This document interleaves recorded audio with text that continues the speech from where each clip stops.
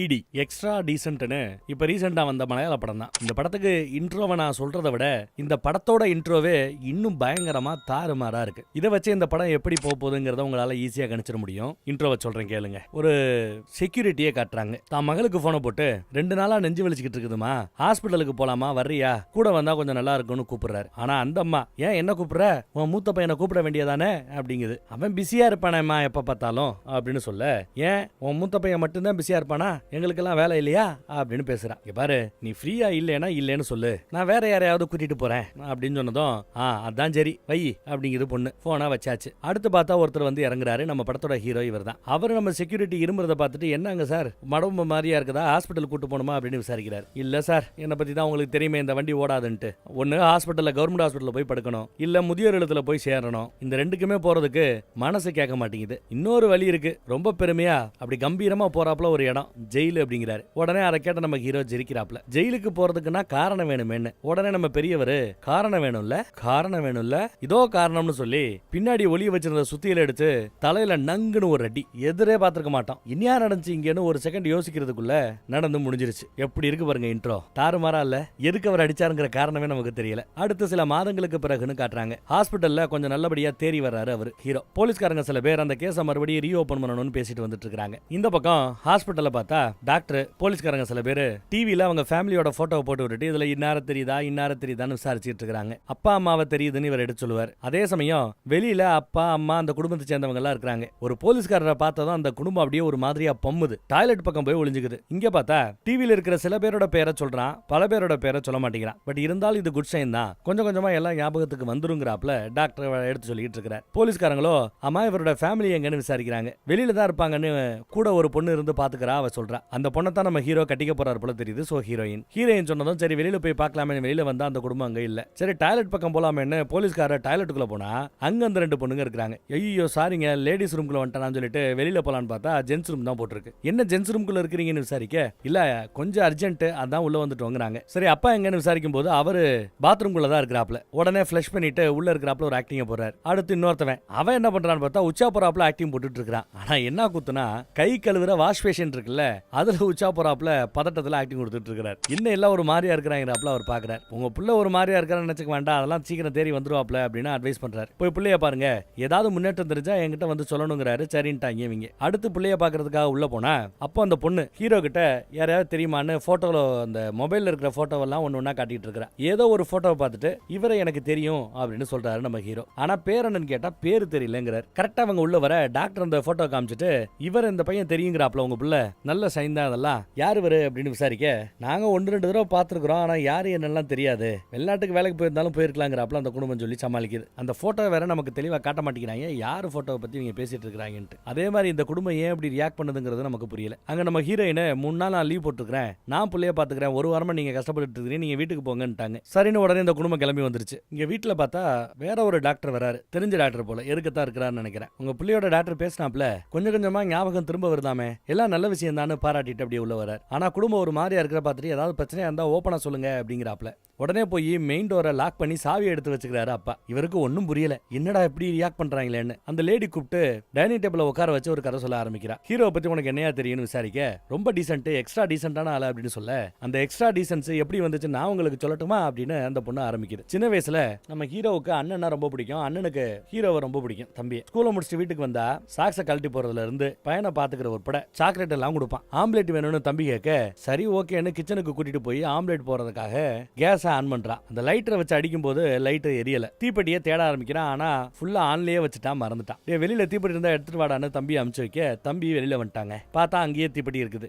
தீப்பெட்டி இருக்குன்னு சொல்லிட்டு தீப்பெட்டி எடுத்து கொடுத்த, ஏற்கனவே ஆன்ல வச்சிருந்ததுனால மொத்தமும் பத்தி எரியுது. இதை பார்த்த தம்பி அப்படியே ஒரு செகண்ட் அரண்டு போய் மயங்கி விழுந்துட்டான். அம்மா பதறிக்கிட்டு உள்ள ஓடினாங்க. அப்புறம் கட் பண்ணி ஹாஸ்பிட்டல்ல ஐசியூ வார்டுல என்ன நடக்குதுன்னு காட்டுறாங்க. பார்த்தா சிகிச்சை பலன் இல்லாம அண்ணன் இறந்துட்டான்னு வருது. கதறி அழுதுருச்சு குடும்பம். இவன் ரொம்பவே பாதிக்கப்பட்டிருப்பான். அண்ணன் இவனும் சேர்ந்து எடுத்த போட்டோவெல்லாம் ஒட்டி டைரியில ஒட்டி இறந்த நாள் தான் எவ்வளவு லவ் பண்ற அண்ணன் எல்லாத்தையுமே எழுதி வச்சிருப்பான். அப்புறம் இந்த குடும்பத்துல அழகான ஒரு தங்கச்சி பிறக்கிறா. தங்கச்சி பிறந்த பிறகு தங்கச்சிய அப்பா அம்மா கூட ரூம்ல வச்சுப்பாங்க. இதுக்கு முன்னாடி இறந்து போனால அண்ணன், அவனோட ரூம் இப்போ இவனுக்கு கிடைக்குது ஹீரோவுக்கு. ஹீரோ அந்த ரூமுக்குள்ள வந்தா தான் அண்ணன் அங்க இருக்கிறாப்ல, தனக்கு எல்லாம் சொல்லி கொடுக்குறாப்ல நினைச்சிட்டு பேசிட்டு இருப்பான். அதே சமயம் அப்பா ஏதோ கோவமா சத்தம் போட்டு கூப்பிடாப்ல, தெரியா பயப்படுவான். போடா ஒன்னும் பிரச்சனை இல்லடா போடான்னு அண்ணன் தான் அங்க இருந்து அமுச்சு வைக்கிறாப்ல, இவன் ஃபீல் பண்ணிட்டு போவாங்க. கட் பண்ணி இப்போ நடப்ப காட்டுறாங்க. பையன் கீழே இறங்கி வருவான். தன் நண்பர்களை கூட்டு உட்கார வச்சுட்டு இவரை கூப்பிட்டு, என் பிள்ளைய பத்தி உங்களுக்கு தெரியுமா, கவர்மெண்ட் எக்ஸாம அதிகமா எழுதி ட்ரை பண்ணவன்ற அந்த கின்னஸ் பட்டியல்ல இவனுக்கு வந்து ஃபர்ஸ்ட் பிரைஸே கொடுக்கலாமா. 39 முறை கவர்மெண்ட் எக்ஸாம் எழுதி ஃபெயில் ஆயிருக்கானா. இதுக்கு பிறகு என் கூட கடையில வந்தா வேலை பார்க்கணும் அப்படின்னு சத்தம் போட்டாலும் இவர்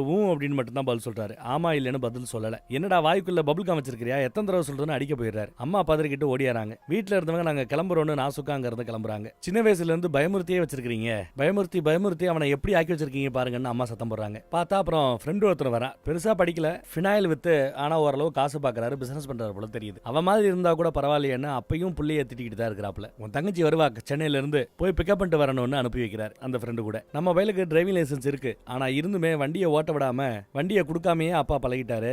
இவருக்கு இப்போ வண்டி ஓட்ட வரமாட்டேங்குது. கூட வரவே வண்டி ஓட்டியான்னு கேட்க டப்புன்னு இவர் போய் நான் ஓட்டட்டுமான்னு கையெடுத்து வைக்கிறார். இல்ல டிராபிக்கான ஏரியா இங்க வேண்டாங்கிறாப்ல. அப்புறம் தங்கச்சி வர்றா.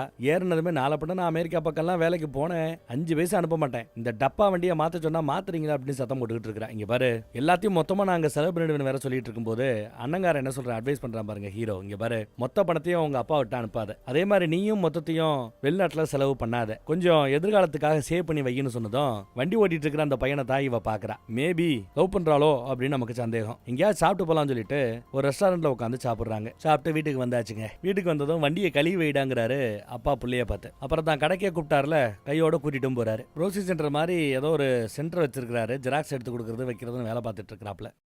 பக்கத்து கடைக்காரர் அறிமுகம் ஆகும்போது, எங்க அப்பா ரிட்டையர் ஆயிட்டாரு, அவருக்காக ஒரு கடை வச்சு கொடுத்துருக்கேன், நான் ரியல் எஸ்டேட்ல வேலை பார்க்கறேன்னு சொல்லி அடிச்சு விடுறாப்ல நம்ம ஹீரோ. ஆனா கடையில வச்சு அதட்டுறத பார்த்து கடைக்கு வர்ற கஸ்டமர்ல இருந்து அந்த பக்கத்து கடைக்காரர் வர எல்லாருமே பயந்து போறாங்க. அப்புறம் வீட்டுல சிக்கன் பார்பிக்யூ ரெடி பண்ணுவாப்ல. எல்லாரும் ஜாலியா சாப்பிட்டுட்டு இருக்காங்க. ஏதோ பக்கத்து ஊர்ல ஒரு இடம் இருக்கு போல, அதை தான் பொண்ணோட பேர்ல எழுதி வைக்கிறேன், அங்க ஒரு வீடு கட்டணுங்கிறாப்ல. அப்பா கேட்கிறாரு. எனக்கு அபார்ட்மெண்ட் தான் வசதி, நான் சம்பாதிச்சு நான் வீடு வாங்கிக்கிறேன், நீங்க உங்ககிட்ட தான் பணம் இருக்குல்ல, சிட்டில ஒரு அபார்ட்மெண்ட் வாங்கிட்டு வந்து செட்டில் ஆக வேண்டியதானே, சிட்டி லைஃபை என்ஜாய் பண்ணலாம்ல அப்படின்னு அப்பா அம்மாட்ட அவ சொல்ற. அதெல்லாம் ஒரு பக்கம் இருக்கட்டும், உனக்கு கூடிய சீக்கிரம் ஒரு நல்ல பையனா பார்க்கணுங்கிறாப்ல பேச, ஏதாவது ஒரு கவர்மெண்ட் எம்ப்ளாயின்னு கொண்டு வந்து என் தலையில கட்டிடக்கூடாது, எனக்கு பிடிச்சிருக்கணும், செட் ஆச்சுனா தான் கல்யாணங்கிறாப்ல எடுத்து சொல்லிட்டு என்னென்ன அப்படின்னு கேட்க, அண்ணன் ஏதோ சொல்ல வரதுக்குள்ள அப்பா முந்திக்கிட்டு இவங்கிட்ட போய் அட்வைஸ் கேட்கிற, உதவாக்கறவன் ஏதாவது வேலை பார்த்தா தானே பொண்ணுக்குன்னு கிடைக்கும், இப்போ வரைக்கும் வேலையே பார்க்கல, என்னத்த சொல்றது, இவங்கிட்ட போய் நீ அட்வைஸ் கேட்கறேன்னு அப்பையும் மட்டம் தட்ட ஆரம்பிக்கிறாரு. கடைக்கு வந்தா பக்கத்து கடைக்காரர் என்ன ஏதுன்னு அடிக்கடி பேச்சு கொடுக்குறாப்ல. அங்க பார்த்தா அடிச்சு விடுற அநியாயத்துக்கு பக்கத்து ஊர்ல தான் இடம் வாங்கினதாகவும் தான் அப்பா பேர்ல இடம் வாங்கினதாகவும் அதை கூட தான் தங்கச்சிக்கு எழுதி கொடுக்கறதாவும் எனக்கு அதுல முழு சந்தோஷம் இருக்கிறதாவும் சொல்லி ஓட்டிக்கிட்டு இருக்கிறாப்ல. தங்கச்சி இன்னைக்கு அமெரிக்கா போறான்னு நல்ல விஷயத்தை எடுத்து சொல்லிட்டு இருப்பாரு. அடுத்து பார்த்தா அமெரிக்கா போறதுக்காக பேக்கிங் எல்லாம் பண்ணிட்டு இருப்பாங்க. நானும் உன்ன மாதிரி இந்த கோர்ஸ் படிச்சிருந்தா அமெரிக்கா போயிருப்பேன்னு பேச, போய் கிழிச்சிருப்பேன் அப்படின்னு அப்பா மறுபடியும் வந்து மட்டம் தட்ட ஒரு மாதிரி ஆயிடுறான். சோகமா உள்ள போயிடுறான். ஏன் எப்ப பார்த்தாலும் அவனை மட்டம் தட்டிக்கிட்டே இருக்கிறீங்கன்னு தங்கச்சி கூட சண்டைக்கு போறா. அப்பா கூட தன் தங்கச்சியோட டேட் ஆஃப் பர்த் அங்க எழுதியிருக்கும். தான் அண்ணன் இறந்த டேட் ஆஃப் பர்த் அவர் டைரியில எழுதி வச்சிருப்பான். அண்ணன் இறந்து ஒரு வருஷம் முடியறதுக்குள்ள தங்கச்சியை பெற்றுக்கிட்டாங்க. அப்போ பெருசா இவனோட அண்ணன் இறந்ததுக்கு அவங்க வருத்தப்படவே இல்லைன்னு சொல்லி அவங்க மேல இவனுக்கு கொஞ்சம் கோவம் வருது. சரி வா சென்ட் ஆஃப் பண்ண ஏர்போர்ட்டுக்கு போலான்னு கூப்பிட்டா நான் வரலன்னு அடம்பிடிக்கிறான். சரி ஓகே டேக் ரெஸ்ட், நான் போயிட்டு வரேன்னு சொல்லிட்டு இவ கிளம்புறா. ரூமுக்குள்ள போனவன் ஒரு மாதிரி டென்ஷன் ஆயிட்டே இருக்கிறான். அவனுக்கு என்ன கோவம்னா, இவங்க அண்ணன் எரிஞ்ச நிலைமையில ஐசியூ வார்டுல கிட்டத்தட்ட 3 மாசம் இருந்திருக்கிறான். அடுத்த 8 மாசத்துல தங்கச்சி பாப்பா பிறந்திருக்கிறா. அப்ப என்ன அர்த்தம், ஐசியூ வார்டுல புள்ள சாக கிடக்கும் போது இவங்க வீட்டுல குடும்பம் நடத்தி இருக்கிறாங்க. இது அவங்க கிட்ட எப்படி பேசணும் எப்படி கேட்கணும் ரிஹர்சல் பார்த்துக்கிட்டு இருக்கிறான். விறுவிறுன்னு உள்ள வந்தவரு அவங்க அப்பாவையே பயங்கரமா ஏத்து பேச ஆரம்பிக்கிறான். ஓப்பனா கேட்டான், ஒரு 3 மாசம் எங்க அண்ணன் ஐசியூல கஷ்டப்பட்டு கிடக்கும் போது அவனை ஐசியூ வார்டுல அப்படி கஷ்டமான சூழல வச்சுக்கிட்டு எப்படி உங்களால சந்தோஷமா இருக்க முடிஞ்சதுன்னு கேட்டு அங்க இருந்த சேரை எடுத்து ஒரே அடியில சேரை சுக்குநூறா உடைச்சு போட்டு போயிருப்பான். அப்பா அரண்டு போயிட்டார். அவரு தாசில்தாரா இருந்தவர், இந்த அம்மா டீச்சரா இருந்தவங்க. 2 பேரும் என்ன பண்ண முடியும் ஒண்ணுமே பண்ண முடியல, அப்படியே கப்சுப்னு ஆயிட்டாங்க. இதையெல்லாம் டாக்டர் கிட்ட எடுத்து சொல்லிட்டு இருக்காங்க. டாக்டர் இந்த கதையை கேட்டுவிட்டு, ஏங்க உங்களுக்கு அறிவில்ல, புள்ளைய ஹாஸ்பிட்டல்ல போட்டு எப்படி உங்களால முடிஞ்சதுன்னு ஒரு கேள்வி கேட்டுவிட்டு, சரி அதை கிடக்கட்டும் அடுத்து மீதி கதையை சொல்லுங்கன்னு விசாரிக்கிறார். அன்னைக்கு டேட்டுக்கு அவர் ரொம்ப பவர்ஃபுல்லா இருந்ததா அப்பா தாசில்தாரை எடுத்து சொல்லிட்டு இருக்கிறார். அடுத்த நாள் சாப்பிட்டுட்டு இருக்கும்போது இந்த மேட்டரை நான் தங்கச்சி கிட்ட சொன்னா அவ சூசைடே பண்ணிடுவா, சாகிறதுக்கு முன்னாடி உங்க 2 பேரும் மூஞ்சிலையும் காரி துப்புவான்னு சொல்லி பிளாக்மெயில் பண்ண ஆரம்பிக்கிறான். கையை கழுவிட்டு வந்து அப்பா முன்னாடியே, அப்பா பபுள் காம் சாப்பிட்டா, சாரி இவன் பபுள் காம் சாப்பிட்டா அப்பாவுக்கு பிடிக்காது, திட்டிக்கிட்டே இருப்பாரு, ஒளிச்சு வச்சுட்டு தான் சாப்பிட்டுட்டு இருந்தான். ஆனா இன்னைக்கு அப்பா முன்னாடியே பபுள் காம் எடுத்து வாயில போட்டு நல்லா மென்னு பார்த்துட்டு போறான். ஒரு மேட்டர் சிக்கிடுச்சு. முடிஞ்சிருச்சுல்ல, இனி அப்பாவால சவுண்ட் கொடுக்க முடியாதுன்னு நினைப்பு. அடுத்த குண்டு தங்கச்சி கேட்டாப்ல சிட்டி பக்கம் போய் ஒரு அபார்ட்மெண்ட் வாங்குவோம், ஒரு காரும் வாங்குவோம்னு பிட்ட போட்டான். வீட்டையே காலி பண்ணிட்டு அவங்க புது வீட்டுக்கு கிளம்பிட்டாங்க. பக்கத்து வீட்டுக்காரங்க சுத்தி இருக்கிறவங்க கிட்ட எல்லாம் அப்பா அம்மா சிட்டி லைஃப் வேணும்னு ஆசைப்பட்டாங்க, அதனாலதான் காலி பண்ணி போறாப்ல ஆயிப்போச்சு. அவங்க சந்தோஷம் தானே முக்கியம்னு நடிக்கிறான். சுத்தி இருக்கிற அப்பாவோட நண்பர்கள்கிட்ட எல்லாம் நல்ல பேர் எடுத்துக்கிட்டான். ரொம்ப தூரத்துல இருக்கிறோம், அபார்ட்மெண்ட்ல எல்லாம் செக்யூரிட்டி ரொம்ப டைட்டா இருக்கும், நீங்க எல்லாம் வந்து பாக்குறது கஷ்டம், அப்பப்ப அப்பாவை நான் இங்க கூட்டு வரேன் என்ன அப்படின்னு பேசிட்டு போக எவ்வளவு பொறுப்பான பையனா இருக்கான் தெரியுமா. கொடுத்து வச்சிருக்கணும்னு ஃப்ரெண்டுகள் எல்லாம் பாராட்டுறாங்க. இந்த மாதிரி புள்ள கிடைக்க கொடுத்து வச்சிருக்கணும்னு நண்பர்கள் எல்லாம் பாராட்டிட்டு கார் எடுத்துட்டு கிளம்புறாங்க. அபார்ட்மெண்ட்ல வந்து செட்டில் ஆயாச்சு. தங்கச்சியோட லவ்வரா நம்ம ஹீரோக்கு ஃப்ரெண்ட் எல்லாம் கிடையாது, அடிக்கடி வந்து போய்கிட்டு இருப்பான். அதே மாதிரி தங்கச்சி லவ் பண்றாளா என்னன்னு ஒரு கிளாரிட்டி கிடைக்கல. இல்லைன்னா ஏன் மாஞ்சு மாஞ்சு வந்து வேலை செய்யணும், இங்கேயும் வந்து காஃபி சாப்பிட்டு விட்டு அடிக்கடி கூப்பிடுங்க, தூரமா இருக்கலாம் யோசிக்க வேண்டாம் நான் வருவேன் அப்படின்னு பேசுவாரு. ரொம்ப தூரம்ப்பா, அடிக்கடி வரது கஷ்டம், வண்டி கிண்டி ஓட்டுறதுக்கு ஆள் தேவைன்னா நாங்க லோக்கல் டிரைவரை யூஸ் பண்ணிக்கிறோம், நீ டிரைவர் எதுக்கு கஷ்டப்பட்டுக்கிட்டு போய் பினால் பிசினஸ் பாரு அப்படின்னு சொல்லி நான் சுக்கா அங்க இருந்து அனுப்பிச்சு வைக்கிறாப்ல. கதவை சாத்தினதும் இவங்க 2 பேரும் புள்ளைய பாக்குறதுக்கே பயப்படுறாங்க. உள்ள வந்தவன் நமக்கு இனிமே வெளியாட்கள் யாரும் வேண்டாம், இந்த உலகத்துல எந்த ஒரு பையனும் தான் பேரண்ட்ஸை இந்த ரேஞ்சுக்கு லவ் பண்ணலங்கிற ரேஞ்சுக்கு நான் உங்களை லவ் பண்ணுவேன் பாத்துப்பேன் அப்படின்னு வாக்கு கொடுக்குறாரு. இவனுக்குன்னு ஒரு ரூமு, செம குஷியா இருக்கிறார். காலையில அலாரம் வச்சு எந்திரிச்சு அவங்களுக்கு மாடர்ன் ட்ரெஸ்ஸை கொடுத்து காலையில ஜாகிங் போடுங்கிறாப்ல. அப்படி ஜாகிங் போதுதான் எதுக்கு ஒரு பொண்ணு குட் மார்னிங் சொல்லிட்டு போவா. அப்புறம் எதிர்த்த அபார்ட்மெண்ட்ல ஒரு டாக்டர் இருக்காருன்னு சொன்னல, இப்ப இந்த கதை எல்லாத்தையுமே அந்த டாக்டர் கிட்ட தான் சொல்லிட்டு இருக்காங்க. அந்த டாக்டர் கிட்டையும் தன்னை பத்தி அறிமுகப்படுத்திக்கிறாரு நம்ம ஹீரோ. அடுத்து இவங்க சாப்பிடறதுக்கு நம்ம என்ன கொடுக்குறான்னு பாருங்க. பாவக்கா, மிளகா, இதைத்தான் சாப்பிடணும்னு சாப்பிட வைக்கிறான். உப்பு, சர்க்கரை, மசாலா எல்லாத்தையும் கொண்டு போய் குப்பையில கொட்டிட்டான். இதெல்லாம் சாப்பிட்டா உடம்புக்கு ஆகாதான், உப்பு சப்பு இல்லாம தான் சாப்பிடணுமா. அப்புறம் கடைக்கு கிளம்பலான்னு அப்பா கிளம்புனா, கடையை நான் பாத்துக்கிறேன், நீங்க இந்த வண்டியவே எடுக்க வேண்டாம் வீட்லயே இருங்கன்ட்டாப்ல. அடுத்து கடையை கொஞ்சம் இம்ப்ரூவ் பண்ணி அடுத்த லெவலுக்கு எடுத்துட்டு போறதுக்காக வேலை பார்த்துட்டு இருக்கிறானா. அமெரிக்கால இருந்து பொண்ணு கால் பண்ணா சிரிச்சுக்கிட்டே பேசணும் சொல்லி போனை அட்டன் பண்ணி கொடுக்குறான். சரி மெடிசன் எடுத்து கொடுக்கணும், அப்புறம் கூப்பிடுறேன்னு சொல்லி போனை கட் பண்ணி விட்டு ஜம்முன்னு டிவி பார்த்துக்கிட்டு இருப்பான். அடுத்து பாருங்க மழை நல்லா பெஞ்சுக்கிட்டு இருக்குது.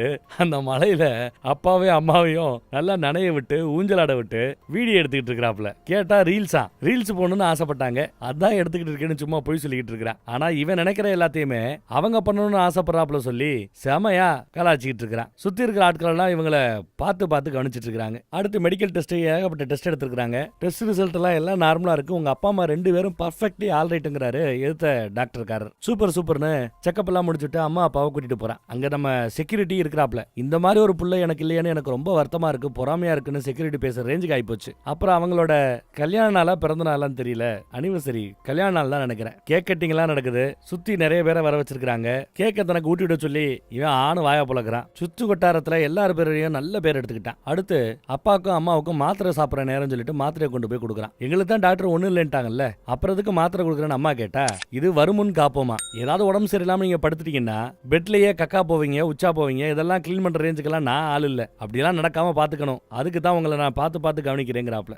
பையன் போன பிறகு இதோ மாத்திரை ஏதோ கலந்து கொடுக்குறானோ நம்ம கொல்ல பாக்குறானோ அப்படின்னு கேட்டா, இருக்கலாம் ஆனா மொத்தமா கொண்டா நல்லா இருக்கும், இவன் ஸ்லோவால வச்சு கொள்ளும் போல தெரியுதுங்கிறாரு அப்பா. இதுல இருந்து நாம வெளியில வரணும்னா நான் ஒரு ஆள்கிட்ட பேசுறேன்னு சொல்லிட்டு அம்மா போன் எடுத்துட்டு கிளம்பிடுறாங்க. அடுத்த நாள் காலையில பாருங்க ஜாகிங் போய்கிட்டு இருக்கும் போது அம்மா சிக்னல் கொடுக்க அப்பா நெஞ்சு வலின்னு அப்படியே கீழே விழுகிறாப்புல ஒரு ஆக்டிங் போடுறாரு. வீட்டுக்கு வந்ததும், மோனே எனக்கு நெஞ்சு வலி எல்லாம் அதிகமாயிட்டு இருக்குது, நான் சாகிறதுக்குள்ள தங்கச்சிக்கு ஒரு நல்ல கல்யாணம் பண்ணி வைக்கணும், சொந்த பத்தத்தெல்லாம் கூட்டி ஜாம்னு பண்ணணும், தயவு செய்து இதை கொஞ்சம் பண்ணி கொடுறா, எதிரா நிக்காதரா அப்படிங்கிறாரு. பையன் யோசிக்க ஆரம்பிக்கிறான். ரூமுக்கு போயிட்டான். தங்கச்சிக்காக ஒரு நல்ல வரன் பார்த்து வச்சிருக்காங்க போல தெரியுது. ஆனா அமெரிக்கால இருக்கிற தங்கச்சி கிட்ட இருந்து ஒரு வாய்ஸ் மெசேஜ் வருது. அவங்க அரேஞ்ச் பண்ணி இருக்கிற இந்த ப்ரொபோசலை எப்படியாவது கழட்டி விட்டுரு, எனக்கு இந்த கல்யாணம் வேண்டாம்னு சொன்னதும் நான் பாத்துக்கிறேன்னு ரிப்ளை போடுறாரு. அடுத்து தங்கச்சி நான் ஒரு பையனை லவ் பண்றேன்னு அடுத்த உண்மையை எடுத்து சொல்றா. யாரை லவ் பண்றேன்னு நம்ம ஆளு கேட்கிறார். ஃபினாயில் விக்கிறாப்ல சஞ்சு, அவரைத்தான் லவ் பண்றேன்னு சொன்னதும் இவன் மூஞ்சி ஒரு மாதிரியா மாறுது. ஏதோ யோசிக்கிறான். ஓகே நான் பாத்துக்கிறேன்னு மெசேஜ் போட்டாரு. அப்புறம் வீடியோ கால்ல நான் உன்னை சப்போர்ட் பண்ணலன்னா வேற யாரை சப்போர்ட் பண்ணுவான்னு சொல்லி காதர்ல பேச விட்டு அழகு பாக்குறாரு நம்ம ஹீரோ. யூகேஜி படிக்கிறது வந்து லவ்வா.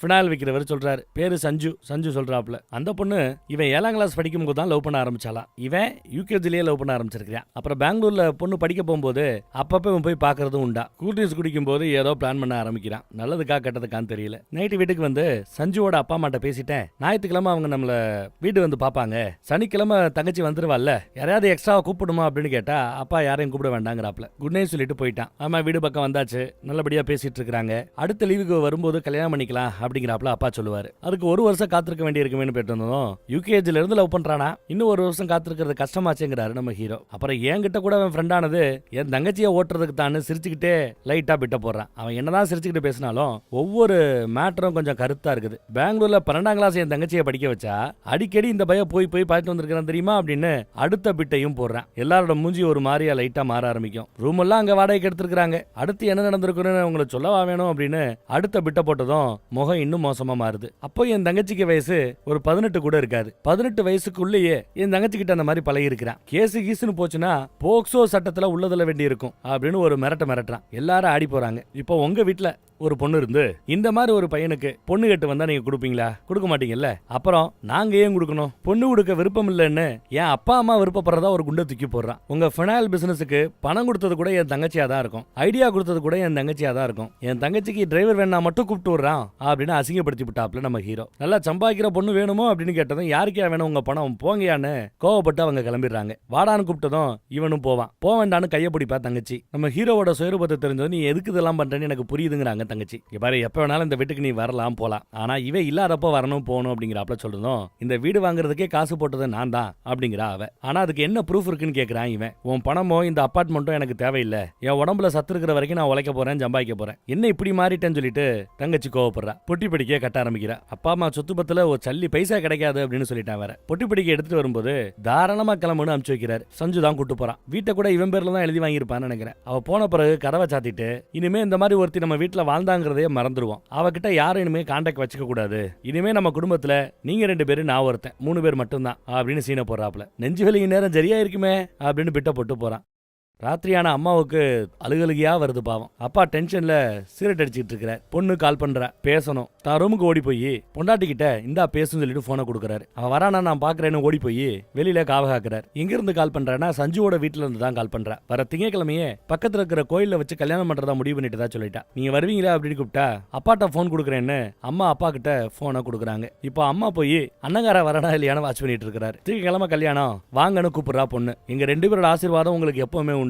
சஞ்சு ஒண்ணு நல்லா பாத்துப்பான், ஆனா வர முடியாதுன்னு வருத்தப்படுறாங்க. ரோட்ல வச்சுதான் கல்யாணம் முடிஞ்சிட்டு வந்த பொண்ணை பாக்குறாங்க, வருத்தப்படுறாங்க. அங்க வச்சுதான் தங்கச்சி கேக்குறா, எப்பவுமே உங்களை பார்த்து தான் பையன் பயப்படுவான், அண்ணன் பயப்படுவான், இப்ப அவனை பார்த்து நீங்க ஏன் பயப்படுறீங்க அப்படின்னு கேட்டா இந்த கேள்விக்கு அப்பா பதில் சொல்ல மாட்டேங்கிறார். எங்க உங்க தைரியம் போயிடுச்சு, என்னாச்சு அப்படின்னு கேட்டா ஒன்னும் சொல்ல மாட்டேங்கிறார். ஒன்னும் கிடையாதுன்னு தான் சொல்றாங்க அப்பாவும் அம்மாவும். நீங்க சந்தோஷமா இருந்தீங்கன்னா ஓகே, ஒரு கால் அங்க நீங்க சந்தோஷமா இல்லைன்னா ஒரு கால் பண்ணுங்க, ஏன் கூட வந்து வாழ்ந்துருங்க அப்படின்னு கூப்பிடுறாங்க. சரின்னு சொல்லி அம்மா அழுகுது பாவம். அப்பா அம்மாவை காணமேன்னு பையன் தேடி வரும்போது இவங்க ஆட்டோல வந்து இறங்கி உள்ள ஓடுறாங்க. நம்மளால பின்னாடியே ஃபாலோ பண்ணி எப்படி ஓடுறான் பாருங்க. இதையெல்லாம் அந்த செக்யூரிட்டி கவனிச்சுட்டு தான் இருக்கிறார். என்ன தங்கச்சி கல்யாணத்துக்கு போயிட்டு வந்திருக்கீங்க போல, அந்த ஆட்டோக்காரன்ட்ட எல்லாத்தையும் விசாரிச்சுட்டேங்கிறாப்ல. இன்னைக்கு எங்க அண்ணனோட நினைவு நாள், ஞாபகம் இருக்கான்னு கேக்குறான். இந்த நொடி வரை நான் மறக்கல, இனியும் மறக்க போறது இல்லைங்கிறாங்க அம்மா. பேசிட்டே இட்லி எடுத்து வைப்பாங்க. அப்புறத்துக்கு இது இனிமே எங்க அண்ணனோட நினைவு நாள் அன்னைக்கு நாம எல்லா பேருமே விரதம் தான், தண்ணி மட்டும் தான் அன்னைக்கு குடிக்கணும், அப்புறம் மருந்து மாத்திரை சாப்பிடணும், அவ்வளவுதான்னு சொல்லி இட்லியா தோசையா எல்லாத்தையும் எடுத்து வச்சிட்டான். முத நாள் கஷ்டமா இருக்கும், அப்புறம் பழகிடும். சொந்த பிள்ளைக்கா இது கூட செய்யக்கூடாதா? சமைச்ச எல்லாத்தையும் பக்கத்து வீட்டுக்காரிகிட்ட நான் கொடுத்துட்டு வரேன்னு எடுத்துட்டு கிளம்பிடுறான். ஹாலில் உட்காந்து அப்பா டிவி பார்த்துட்டு இருப்பாரு, அம்மா போனை நோண்டிட்டு இருப்பாங்க. போனை பார்த்தா கண்ணு கெட்டு போயிடும்னு போனை பிடிங்கி வைக்கிறான். டிவி பார்த்தாலும் கண்ணு கெட்டு போயிடும், டிவியை ஆஃப் பண்ணி போடுறான். அப்பாவுக்கு கொஞ்சம் கோவம் வருது, இருந்தாலும் அடக்கி வாசிக்கிறாரு. இன்னைக்கு ஃபுல்லா எதையும் பண்ணக்கூடாதான், டிவி பார்க்க கூடாதான், மொபைல் பார்க்க கூடாதான், பிள்ளைய நினைச்சுக்கிட்டே இருக்கணுமா, இறந்து போன பிள்ளைய. பழைய கேசட் ஒண்ணு போட்டு விட்டுருக்கான். சின்ன வயசுல இவனை பாட சொல்லி அம்மா கேட்டிருப்பாங்க போல, அது ரெக்கார்டா இருக்கும் போல. அந்த பழசெல்லாம் போட்டு விட்டுட்டு பிளே பண்ணிட்டு அப்படியே உட்காந்துட்டு இருக்கான். பசி தாங்காம பிரெட் ஆப்பிள் ஏதாவது இருக்கான்னு ஃப்ரிட்ஜ் நோண்டிட்டு இருக்கிறார் அப்பா. எல்லாத்தையும் எடுத்து வீசிட்டானா பையன். கொஞ்சம் கோவத்துல போனை நோண்டிக்கிட்டு இருந்தா அப்பையும் போனை நோண்டக்கூடாதுன்னு பிரச்சனை பண்றான். போனை புடுங்க பார்த்தா விலையை போடான்னு கோவப்படுறாரு. போனை கொடுங்க நாளை கொடுக்குறப்பா அப்படின்னு மிரட்டுறான். நீ என்னடா சொல்றது, இந்த வீட்டுக்கு நான் தான் ராஜா, நான் தான் முடிவு பண்ணுவேங்கிறாரு. போனை கொடுக்க முடியாதுங்கிறாரு. போனை புடுங்கிறதுக்காக பையன் விரட்ட ஆரம்பிக்கிறான். டைனிங் டேபிளை இறுக்கி அவரை நகர முடியாம லாக் பண்றான். அவர் இந்த பக்கம் தள்ள, இவன் அந்த பக்கம் தள்ளன்னு டைனிங் டேபிளை வச்சு சண்டை போட்டுட்டு இருக்கிறான். அப்பாவும் பிள்ளையும் புருஷனுக்கு சப்போர்ட்டிவா அம்மாவும் அந்த பக்கம் போய் தள்ள பாக்குறாங்க. 2 பேரும் சேர்ந்து தள்ளதும் பையன் பின்னாடி போய்கிட்டு இருக்கிறாப்ல. இதுக்கு பேக்ரவுண்ட் மியூசிக் இப்படி ஒரு பேக்ரவுண்ட் மியூசிக் போடுறாங்க. விவரமா டைனிங் டேபிளுக்கு அடியில போய் அப்பா காலை பிடிச்சு கீழே வாரி விட்டா. அப்புறம் 2 பேரும் கட்டி பிடிச்சி சண்டை போட்டுக்கிட்டு இருக்கிறாங்க. காலை பிடிச்சி கடிச்சு வைக்கிறா வேற.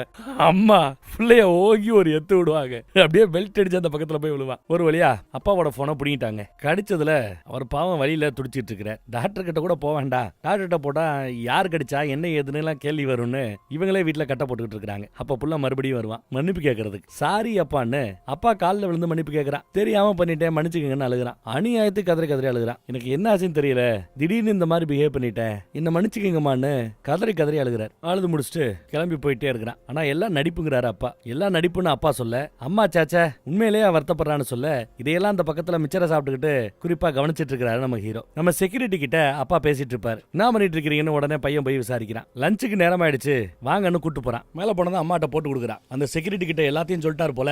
போச்சு மானம் மரியாதை போச்சு. செக்யூரிட்டிக்கு தெரிஞ்சா சுத்தி இருக்கிற எல்லா பேருக்குமே தெரிய ஆரம்பிச்சிடும். இனிமே இந்த இடத்துல வாழ முடியாது அப்படி இப்படின்னு ஏத்தி விடுறேன் அம்மாவை. அம்மாவும் கோவப்பட்டு திட்டுறாங்க அப்பாவை. ஏன் நான் ஒன்னும் பெருசா எதுவுமே சொல்லடி அப்படின்னு சொன்னாலும் பையன் கேட்க மாட்டேங்கிறான். போச்சு, அவருக்கு உண்மை தெரிஞ்சு போச்சு. இப்போ ஒன்னு பண்ணி ஆகணும்னு சொல்லி மீன் குழம்பு வீட்டுல பண்ணிருப்பாங்க.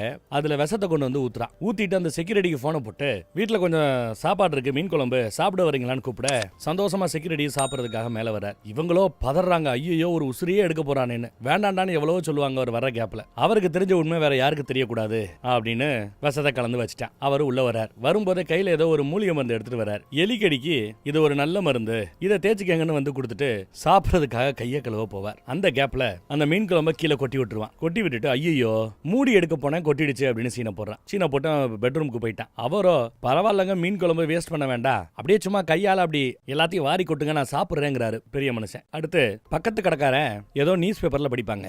60 வயசுல ஒரு தம்பதி குழந்தை பெத்துக்குச்சுன்னு. இதை படிச்சதுமே அவனுக்கு கை காலு ஓடல. சொல்லாம கொல்லாம திடுதுப்புன்னு ஈவினிங் டைம் வீட்டுக்கு வரேன். அம்மா என்ன பண்ற எங்க இருக்கேன்னு விசாரிக்கிறான். அப்பா ரூம்குள்ள போய் சுத்தி முத்தி போய் பாக்குறேன் வர்றான்.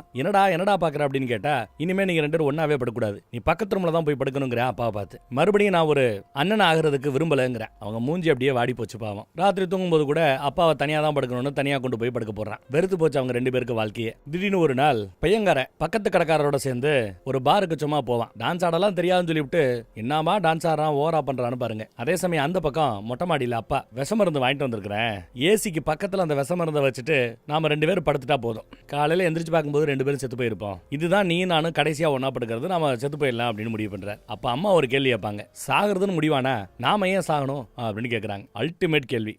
அடுத்து பார்த்தா சாப்பாட்டுலயும் குழம்புலையும் விஷத்தை கலந்து ரெடி பண்ணி வச்சிருக்காங்க. ஆட்டோல இவன் வந்து அன்னைக்கு தான் அந்த அபார்ட்மெண்ட்ல வந்து இறங்குறான். அப்பா கையில சுத்தியலோட அம்மா விஷம் கலந்த சாப்பாடோட அவனுக்காக காத்துட்டு இருக்காங்க. ஆனா அன்னைக்குன்னு பார்த்துதான் நம்ம செக்யூரிட்டி சுத்தியால் அடிச்சது 5-6 மாசம் ஹாஸ்பிட்டல் அவன் கிடந்தது. இவ்வளவு நடந்திருக்குன்னு எடுத்து சொல்லும் போது அந்த ஏத்த டாக்டர் இந்த மாதிரி ஒரு பையன் யாருக்குமே கிடைக்கூடாது, இந்த மாதிரி வாழ்க்கை உங்களுக்கு கிடைக்கூடாதுன்னு வருத்தப்படுறாரு. அப்பா அம்மாக்களோட வாழ்க்கைங்கிறது பிள்ளைகளுக்காக மட்டுமேங்கிற அவனோட சிந்தனை தான் அதுல மிகப்பெரிய பிரச்சனையே. அவங்களுக்குன்னு தனியா ஆசை பாசம் வாழ்க்கையெல்லாம் இருக்குங்கிறத பசங்க புரிஞ்சுக்கணும் அப்படின்னு எடுத்து சொல்றாங்க. இப்ப எப்படியாவது அவன் மறந்த இந்த விஷயத்தை மறுபடியும் ஞாபகப்படுத்திடக்கூடாது. அவனோட அந்த ஞாபகம் மறதி கண்டினியூ ஆகணும். இந்த மேட்டர் மட்டும் மறுபடியும் அவனுக்கு நினைவுக்கு திரும்பிச்சுன்னா மறுபடியும் பழைய மாதிரி டார்ச்சர் பண்ண ஆரம்பிச்சிருவான்னு வருத்தப்பட்டு பேசிட்டு இருக்கும் போதே போன் கால் அடிக்குது. போன்ல அந்த பக்கம் டாக்டர் தான் பேசுறாரு. உங்க பையன் ஒருத்தனை பார்த்து அடையாளம் காமிச்சாரு, பட் பேர் மறந்து போச்சுல்ல, அந்த துபாய்க்கு போன பையனை கண்டுபிடிச்சிட்டேன், இன்னைக்கு பாக்குறதுக்கு வராரு அப்படின்னு ஒரு பெரிய குண்டை தூக்கி போட இவங்க பதறி அடிச்சுட்டு ஓடியாராங்க. டாக்டர் அவர் எழுத்து டாக்டர் நான் கிளம்புறேன்னு கிளம்ப போகும்போது அவரை கிளம்ப விடாம கையோட உடிச்சு இங்க கூட்டு வராங்க.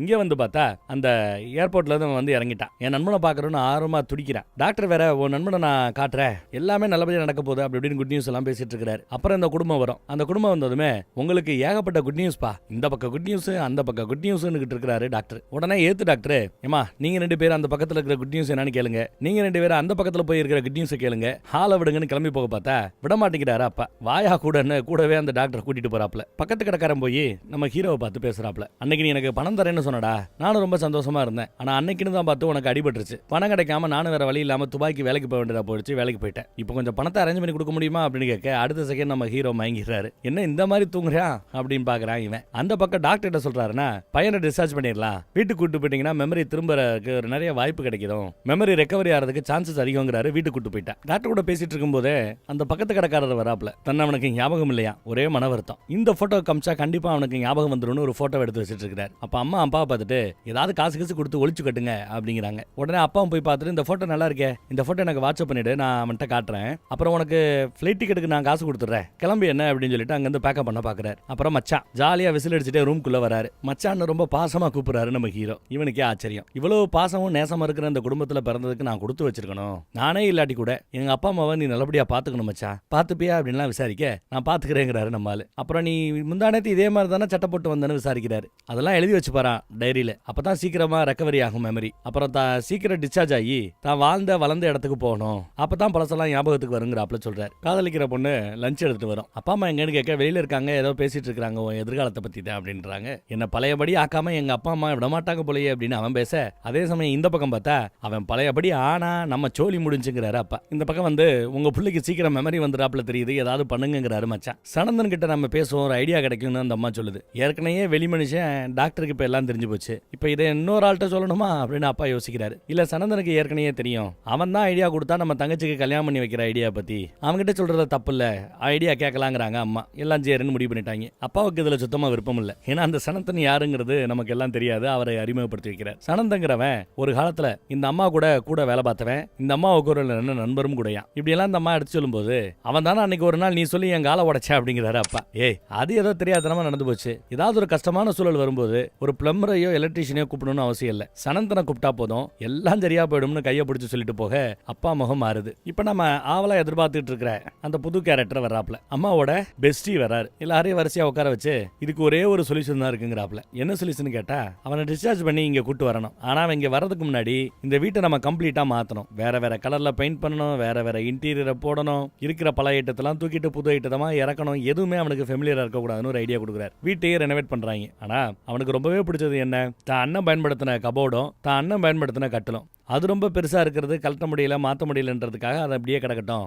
அவனுக்கு பிடிச்ச சின்ன சின்ன ஐட்டங்கள் மெமரிஸ்ல இருக்கிறாப்ல தான். இதெல்லாம் யாரும் மெமரியில வச்சுக்க போறா, அந்த மாதிரி ஏதாவது இருக்கா யோசிங்க அப்படின்னு கேட்க, அம்மா கபோர்டுக்கு மேல தடவி பார்த்தா ஒரு கேசட் கிடைக்குங்க. சின்ன வயசுல நம்ம ஹீரோ அவங்களோட அண்ணன் பாடின கேசட். அதை என்ன பண்ண போறா, அதை அப்படியே விட்டுரு அப்படிங்கிறாரு அப்பா. ஆனா கேட்கலையே, உட்காந்து சுத்தில எடுத்து அதை அடி நடிச்சு நொறுக்கி தள்ளுறாங்க. அப்புறம் தான் அண்ணனோட இறந்த நாள்னு போட்டோ எடுத்து எழுதி வச்சிருப்பான்ல, அந்த டைரியையும் மொத்தமா தீயில போட்டு கொளுத்திடுறாங்க. அடுத்து ரெனோவேஷன் நடந்து முடிக்கிறதுக்கு இன்னும் ஒரு வாரம் பாக்கி இருக்குதான். ஹாஸ்பிட்டல் வேற சீக்கிரமே டிஸ்சார்ஜ் பண்ணுங்கிறாங்க. இப்ப என்ன பண்றதுங்கிறாப்ல அம்மா கேட்க, பாத்ரூம்ல ஏதாவது எண்ணெயை ஊத்தி விட்டுருங்க, வலிக்கு மறுபடியும் தலையில அடிபடும் போது ஒரு வாரம் லேட் ஆகும்னு ஐடியா கொடுக்குறாரு. ஆனா அப்பாவுக்கு இதுல உடன்பாடு இல்ல, வேண்டாங்கிறாரு. அப்பா வேற ஐடியா பண்ணுவோம்னு பெஸ்டியும் ஐடியா பண்ண யோசிக்கிறார். இந்த பக்கம் பார்த்தா தங்கச்சிக்காரி தான் மச்சான அனுப்பிச்சு விட்டு தான் புருஷன் அனுப்பிச்சு விட்டு ஏதோ ஒரு முக்கியமான மேட்டர் பேச சொல்றாங்க. புருஷனும் போறான். தங்கி பெஸ்டி கிட்ட அந்த வேலை பேசாம முடிச்சு விடலாமா, அதுக்காக ஆள் இருக்கா அப்படின்னு விசாரிக்கிறான். என்ன பண்ணலான்னு யோசிக்க, அட கொலைதான் பண்ணணுமா, அது இருக்குப்பா சப்ப மேட்டர்ப்பா. இந்த டூரிஸ்ட்டுக்கு நம்ம சுத்தி பார்க்க போறோம்ல, அங்க ஏதாவது சூசைட் ஸ்பாட்னு இருக்கும், உயரமான இடம் ஏதாவது இருக்கும், அங்க வேடிக்கை பார்த்துட்டு இருக்கும்போது தள்ளி விட்டுறலான்னு ஐடியா கொடுக்குறாரு. ஆனா நீ தான் தள்ளி விட்டுங்கிறாரு. ஐயோ நானா அப்படின்னு பயப்படுறான். சும்மா சொன்னேன் பயப்படாத, அவனை ஏதாவது பேசி என் வண்டியில மட்டும் உட்கார வச்சிரு, நான் பாத்துக்கிறேங்கிறாரு பெஸ்டி. இந்த ஒரு வாரத்துக்கு பையனை டிஸ்சார்ஜ் பண்ணி நிறைய டூரிஸ்ட் ஸ்பாட்டுக்கு கூட்டு போனோம். எங்கெல்லாம் இது வரைக்கும் லைஃப்ல போனதே இல்லையோ அந்த மாதிரி இடத்துக்கெல்லாம் கூட்டிட்டு போய் இங்கதான் இதுக்கு முன்னாடி வந்த, இங்கதான் இதுக்கு முன்னாடி இந்த வேலையில பார்த்த அப்படின்னு பொய்யான மேட்டரா சொல்ல ஆரம்பிச்சோம்னா அவனுக்கு எதுவுமே ஞாபகத்துக்கு திரும்பாது இல்ல. அதுதான் இவங்க பிளான். அந்த பிளானை எக்ஸிக்யூட் பண்ண ஆரம்பிக்கிறாங்க. அவனை கூட்டிட்டு ஒரு ட்ரிப் ஒரு வாரத்துக்கு வீடோட ரெனோவேஷன் முடிகிற வரைக்கும் வெளியில போகணும்னு கிளம்பிட்டாங்க. நான் இருக்கிற இந்த நிலைமையில என்னால உங்களுக்கும் அம்மாவுக்கோ பழைய மாதிரி சப்போர்ட் பண்ண முடியாது, ஓகேவான்னு விசாரிக்க, அதான் தம்பி எனக்கு வேணும், நல்லது நான் பாத்துக்கிறேன் அப்படிங்கிறாரு அப்பா. இன்னும் 2 நாள் ஆகுமா ரெனோவேஷன் முடிக்கிறதுக்கு. கூடவே அந்த லவர் பொண்ணு சுத்தி தான் இருக்கிறா. இல்லாத கதையெல்லாம் கட்டணும். அவனுக்கு இந்த ஞாபகம் மட்டும் திரும்ப வந்துடக்கூடாதுங்கிறதுல குடும்பம் உறுதியா இருக்குது. இதுல வேற நம்ம மச்சாங்காரன்ட்ட சொல்லி இவனுக்கு ஏதோ சூதாட்ட பழக்கம் இருந்ததாகவும், ஆன்லைன்ல சூதாடி பணத்தை எல்லாம் இழந்துட்டதாகவும், குடும்பம் மானம் போயிடுச்சதாகவும், இந்த இடத்துல இருந்து எவ்வளவு பேர் கீழே விழுந்து சூசைட் பண்ணிருக்காங்கன்னு தெரியுமா அப்படிங்கிறாப்ல லைட்டா ஏத்தி விட்டுட்டே இருக்கிறாரு. உன் இடத்துல நான் இருந்திருந்தா 1க்கு 2 தடவை நேரம் கூச்சிருப்பேன் தெரியுமான்னு சீனை போடுறாரு மச்சான். அதை கேட்டதா அப்படியே அவர் முன்னாடி போவார். குடும்பத்தையே நாஸ்திப்படுத்திட்ட, குடும்பமே இப்போ சூசைட் பண்ணிக்கிறதுக்கு இருக்குது, ஏகப்பட்ட கடனை வாங்கி வச்சிருக்கிற அப்படி இப்படின்னு ஏத்தி விடுறாரு. இவனா உள்ள விழும் போது அதை வீடியோ எடுத்துக்கிட்டா சூசைடுன்னு எடுத்துக்கலாம்ல, அதுக்காக போன் எடுத்துக்கிட்டு அப்படியே ஏத்தி விடுறாரு. பக்கத்துல போனவன் எனக்கு பயமா இருக்கு வீட்டுக்கு போவோம் அப்படின்ட்டான். அடுத்த நாள் பார்த்தா நேத்து நீ சொன்னதுல இருந்து எனக்கு தூக்கமே வரலங்கிறாப்ல. ஏதோ கனவு வந்துச்சான். சாப்பாட்டுல விஷத்தை ஊத்திட்டு யாரு ஃபர்ஸ்ட் சாப்பிடலாங்கிறாப்ல டிஸ்கஷன் அவங்களுக்குள்ள. இப்ப அந்த கடன் எல்லாம் அடைச்சிட்டாங்கன்னு சொல்றேன், இனிமே அந்த வாழ்க்கைக்குள்ள திரும்ப போக விரும்பல, அம்மா அப்பாவோட கஷ்டத்தை போக்கணுங்கிறாப்ல எல்லாம் பேசிட்டு இருக்காரு நம்ம ஹீரோ. பெஸ்டியோட பிளான் ஒண்ணு கூட ஒர்க் அவுட் ஆகலங்கிறாரு மச்சான். அதே சமயம் நம்ம ஹீரோக்கு வைத்தியம் பார்த்து டாக்டர் போனை போட்டு ஒரு குட் நியூஸ் இருக்குங்கிறாரு. அவன் எப்பெல்லாம் குட் நியூஸ் சொல்றானோ அப்பெல்லாம் இந்த குடும்பம் பதறும். தன்னோட ஃப்ரெண்ட் ஒருத்தர் அமெரிக்கால டாக்டரா இருக்கவரு தற்சமயம் இங்க வந்திருக்கிறாரா. உங்க பிள்ளைய கூட்டிட்டு வந்தீங்கன்னா அவரோட ஞாபகத்தை திரும்ப கொண்டு வரதுக்கு அவரால் முடிஞ்ச கவுன்சிலிங்க கொடுப்பாப்லன்னு எடுத்து சொல்றாரு. நாளைக்கு காலையில ஹாஸ்பிட்டலுக்கு வந்துருங்கன்னு டாப்ல. வேற வழி இல்லாம அடுத்த நாள் ஹாஸ்பிட்டலுக்கு கூட்டு வராங்க. எம்ஆர்ஐ ஸ்கேன் எல்லாம் எடுக்கப்படுது. அமெரிக்க டாக்டர் எல்லாத்தையும் செக் பண்ணி பார்த்துட்டு கேஸை பத்தி எல்லாம் உங்க பழைய டாக்டர் எல்லாத்தையும் எடுத்து சொன்னாரு. மெமரி திரும்ப வரதுக்கான வாய்ப்புகள் ரொம்பவே ஜாஸ்திங்கிறாரு. அதே மூளைக்குள்ள மெமரி எல்லாம் ஒளிஞ்சிட்டு தான் இருக்குது, ஆனா அதை மீட் எடுக்கணுங்கிறாரு. ஒரு 5-6 மாதம் மாசத்துக்கு வந்து மருந்து மாத்திரை எழுதி கொடுக்குறாரா. ஒரு கால அவருக்கு ஏதாவது பழைய ஞாபகங்கள் திரும்ப வந்தா ரொம்ப வேகமா அவன் பழசெல்லாம் ஞாபகத்துக்கு கொண்டு வந்துருவான்னு அர்த்தம். ஒரு டாக்டருக்கு 2 டாக்டர் சொல்றோம், கன்ஃபார்ம் அவங்க பிள்ளைக்கு பழசெல்லாம் ஞாபகம் வந்துருன்னு சொல்ல இந்த குடும்பம் எப்படி ரியாக்ட் பண்ணணும்னு தெரியாம முழிக்குது பாவம். அடுத்து அபார்ட்மெண்ட்டுக்கு கூட்டிட்டு வராங்க. எல்லாம் பழைய மாதிரி இருக்கும், பழசெல்லாம் ஞாபகத்துக்கு கொடுக்கும் அப்படின்னு பார்த்தா வீடை கம்ப்ளீட்டா ரெனோவேட் பண்ணி எல்லாத்தையும் மாத்தி வச்சிருக்காங்க. எதுவுமே அவனுக்கு பழக்கப்பட்டதா இல்ல, எல்லாமே புதுசா இருக்கு. எதை பார்த்து அவனுக்கு ஒரு ஃபீல் வரல. தான் ரூமுக்கு போய் யாருக்கோ கால் பண்றான், நாட் ரீச்சபிள் அப்படின்னு வருது. எல்லாமே புதுசா இருக்கு அவனுக்கு. ஆனா அந்த கட்டில்ல கீழே ஏகப்பட்ட பபிள் காம மென்னு ஒட்டி வச்சிருந்திருப்பான். அது அவன் கையில படும். இந்த பபிள் காம் மேட்ரு அவனோட நினைவுகளை கொஞ்சம் கொஞ்சமா திரும்ப கொண்டு வர போது பாருங்க. இதையும் சேர்த்து மாத்தி இருக்கணும். இந்த குடும்பம் தப்பு பண்ணிடுச்சு. அடுத்து பாருங்க, பெஸ்டி போய் டாக்டர் கிட்ட ஏதாவது ஒரு மாத்திரை மருந்து இருந்தா கொடுங்க, அதை சாப்பிட்ட மெமரி பவரை முழுசா இழக்கணும், எல்லாம் மறந்து போகணும், அதுக்கு மாத்திரை மருந்து வேணுங்கிறாப்ல. அப்படி ஒரு மாத்திரை மருந்தை கொடுக்கல. அதோ அந்த வயசானவங்க 2 பேர் இருக்காங்கல்ல, அவங்களுக்கு விஷ மருந்து கொடுத்துருங்க, ஏதாவது ஒரு மருந்து கண்டிப்பா கொடுத்தாகணும்னு மிரட்டுறாரு. தங்கச்சியும் குடும்பம் நல்லா இருக்கணும்னா இந்த மாதிரி மருந்து கொடுத்தாகணும்னு கேட்கறா. அப்படி மருந்து இருக்கு, ஆனா சைடு எஃபெக்ட் ரொம்ப ஜாஸ்தி, முழு மெமரியும் டெலிட் ஆகிறதுக்கு வாய்ப்பு இருக்குது. எந்த ஒரு அம்மாவும் தான் பிள்ளைய அப்படி பாக்குறதுக்கு ஆசைப்பட மாட்டா அப்படின்னு சொல்லிட்டு உங்களை பத்தி சொல்லல மேடம் அப்படிங்கிறாரு. சரி, அந்த மருந்து உங்களுக்கு கிடைச்சாலும் நாளை பிள்ளை நீங்க மாட்டினாலும் இந்த மருந்து உங்களுக்கு எப்படி கிடைச்சதுன்னு கேட்டாங்கன்னா கூகுள் பண்ணி கண்டுபிடிச்சதா தான் சொல்லணும், என்ன காட்டி கொடுத்துட கூடாது, துரோகம் பண்ணிட கூடாதுங்கிறாரு டாக்டர். அதை மீறி யாராவது எனக்கு துரோகம் பண்றதா இருந்தா முன்னாடியே சொல்லிடுங்க, நான் தூக்குல தூங்கிடுறேன் அப்படின்ட்டு போறாரு. ஹீரோக்கு ஏதோ ஒரு குரல் திரும்ப திரும்ப ஒலிக்குது. ஆம்லேட் போட்டு கொடுக்கட்டுமா, பசிக்குதா, சாக்லேட் சாப்பிட்றியான்னு அண்ணனோட குரல். நைட்டு தான் மெமரியை பத்தி யோசிச்சுட்டு இருக்கும்போது கால் வருதுங்க. அந்த லவர் பொண்ணு தான் பேசுறா போல தெரியுது.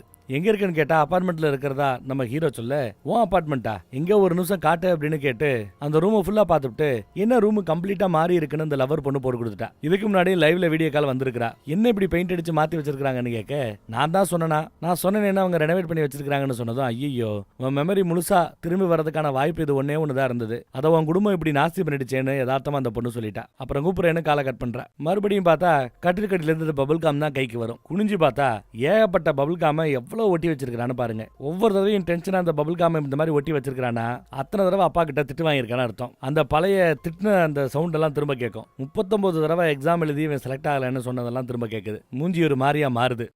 ஒரு நாளைக்கு ஒரு மாத்திரைன்னு இந்த மாத்திரையை சாப்பிடணுமா, டெய்லி ஒன்று சாப்பிடணுமா, ஒன்றுக்கு மேலே சாப்பிட்டா ஆளே அவுட் ஆகிறதுக்கு வாய்ப்பு இருக்குன்னு டாக்டர் மாத்திரையை கொடுத்துட்டாரு. அம்மா மாத்திரையை ரொம்ப ஆர்வமாக பார்த்துட்டு இருக்கிறா. நம்மளால பாருங்க ஷேவெல்லாம் பண்ணி மறுபடியும் அந்த சைக்கோ ஃபேஸ் கட்டுக்கு வந்து நிற்கிறான். எல்லாம் நல்லா இருக்குன்னு சொல்லிட்டு உள்ள வராங்க. எப்பவுமே நம்ம மச்சான் தான் வண்டி ஓட்டுவான்ல, நான் வண்டி ஓட்டுறேன்னு சொல்லிக் கொடுன்னு இவர் இப்போ வண்டி ஓட்டு பழகிட்டு சீக்கிரமே கற்றுக்கிட்டேன்ல அப்படின்னு கேட்குறாரு. மச்சானுக்கு டவுட் வருது. உன் மெமரி எல்லாம் திரும்ப வந்துருச்சுல அப்படின்னு கேட்குறாரு. என்னோட பழைய மெமரி எப்பவுமே திரும்ப வராது அப்படின்னு என் வீட்டில் எல்லாத்தையும் நீ சொல்லி வைக்கணும். அப்படி நீ சொல்லும்போது அவங்க ரியாக்ஷன் என்னங்கறத நான் பார்க்கணுங்கிறாப்ல. அப்ப எல்லாம் ஞாபகம் வந்துருச்சோ, அப்புறம் வீட்டுல இருக்கிறவங்களுக்கு கால் பண்ணு, ஃபினால் வத்திட்டு இருந்த நீ அமெரிக்கால போய் செட்டில் ஆக போறேல்ல, அதுக்காக ஒரு பார்ட்டி, குடும்பத்துல எல்லாத்தையும் வர சொல்லுங்கிறாரு. எல்லாம் ஞாபகம் வந்துருச்சுன்னு நினைக்கிறேன். பாவம் ஏற்கனவே மிரட்டினாப்ல, மச்சான் இனிமே நம்ம ஹீரோக்கு மெமரி திரும்ப வராது, வரவும் வாய்ப்பு இல்ல அப்படின்னு சொன்னதும் தங்கச்சி தான் ரொம்ப சந்தோஷமா சிரிக்கிறா. அவங்க ரியாக்ஷனை பார்க்கணும்னு ஆசைப்பட்டாரு, பார்த்துட்டாரு. ஒன்னும் கவலைப்படாதீங்கண்ணா, நான் இருக்கிறேன் நான் தங்கச்சி ஆறுதலாம் சொல்லிட்டு இருக்கிறா. பழசெல்லாம் ஞாபகத்துக்கு வரலன்னு. எனக்கு ஞாபகம் இருக்கும்போது நீங்க எல்லாம் என் கூட இருந்தீங்க, அதனால உங்க கூட நான் எப்பவுமே இருப்பேன்னு சத்தியம் பண்றேங்கிறாப்ல. அப்புறம் எல்லாத்தையும் ஒரு சத்தியம் வாங்குறான். நம்ம பெஸ்டி உட்பட, மச்சா உட்பட நாம எல்லாம் இனிமே ஒரே குடும்பமா ஒன்னா இருக்கணும்னு சத்தியம் பண்றான். பெஸ்டி என்ன நினைக்கிறாருன்னா, மாத்திரை கொடுக்க ஆரம்பிச்சதுனால பிஹேவியர் மாறுன்னு சொன்னாங்கல்ல, அந்த மாதிரி மாறிடுச்சோன்னு நினைக்கிறாப்ல. ராத்திரி அம்மா தூங்க போகும்போது நம்ம மூத்த பிள்ளை சீக்கிரமே செத்து போன நினைச்சு எனக்கு தெரிஞ்சு நல்லதுன்னு நினைக்கிறேங்கிறாங்க அவங்க. இல்லனா அவனுக்கும் கீழே நாம அடிமையா தான் வாழ்ந்துருப்போமோ என்னவோ அப்படிங்கிறாங்க. அந்த பக்கம் தங்கச்சியாரி, அண்ணன் நினைச்சா ரொம்ப வருத்தமா இருக்குது, மறுபடியும் பழைய மாதிரி அவன் மாறவே முடியாதுல்ல அப்படின்னு வருத்தப்பட்டு பேசிட்டு இருக்கிறா. மச்சானா ஆமான்னு தலையாட்டிட்டு இருக்கிறார். நேத்துல இருந்து பாக்குற நீங்க ஒரு மாதிரியாவே பிஹேவ் பண்றீங்களா, என்ன மேட்டர்னு கேட்டா ஒண்ணு இல்லைங்கிறாப்ல. நாம அமெரிக்கா போன பிறகு எல்லாத்தையுமே நான் உங்ககிட்ட சொல்றேன்னு சொல்லிட்டு மட்டும் படுத்துட்டாரு அவரு. இன்னைக்கு மச்சானோ தங்கச்சியும் அமெரிக்காக்கு போறாங்க. கார்ல இடம் இருந்தா நானும் கூட வரலாமான்னு கேட்க, உனக்கு இல்லாத இடமா வான்னு தங்கச்சி கூப்பிடுறா. இதையும் மறக்கல, எல்லாத்தையும் எடுத்துக்கிட்டீங்களேன்னு விசாரிச்சுட்டு தான் கூட்டு போறாப்ல. லக்கேஜ் எல்லாம் எடுத்து வச்சாச்சு, எல்லாரும் ஒன்னா போலாங்கிறாப்ல. ஹீரோ கூப்பிடுறாரு. கார்ல இடம் இல்லைன்னு சொல்லும் போது அம்மாவை முன்னாடி உட்கார வைக்கிறான், மீதி ஆட்களை ஃபுல்லா பின்னாடி உட்கார வைக்கிறான். நம்ம ஏத்து டாக்டர் அவரையும் கூட்டிட்டு போவேன்னு அடம்பிடிக்கிறாரு. இல்ல எனக்கு பஞ்சாயத்துல வேலை இருக்குன்னு சொன்னாலும்